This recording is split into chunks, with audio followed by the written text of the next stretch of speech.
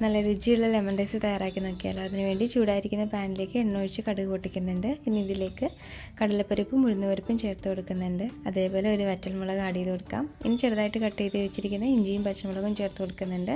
ഒന്ന് മിക്സ് ചെയ്ത് കൊടുത്തതിന് ശേഷം ഇതിലേക്ക് കുറച്ച് കറിവേപ്പില കൂടി ആഡ് ചെയ്ത് കൊടുക്കാം. ഇനി ഇതിലേക്ക് വേണ്ടത് കുറച്ച് കിസ്മിസാണ്. അതും കൂടി ആഡ് ചെയ്ത് കൊടുത്ത് ഒന്ന് മിക്സ് ചെയ്ത് കൊടുക്കുക. ഇനി ഇതിലേക്ക് 3 ടേബിൾ സ്പൂൺ പീനട്ട് ഇട്ട് കൊടുക്കുന്നുണ്ട്. അതും കൂടി ഇട്ട് ഒന്ന് നന്നായിട്ട് മിക്സ് ചെയ്ത് കൊടുക്കുക. ഇതിലേക്ക് ആവശ്യത്തിനുള്ള ഉപ്പും കുറച്ച് മഞ്ഞൾപ്പൊടിയും കൂടി ഒന്ന് ആഡ് ചെയ്ത് മിക്സ് ചെയ്ത് കൊടുക്കാം.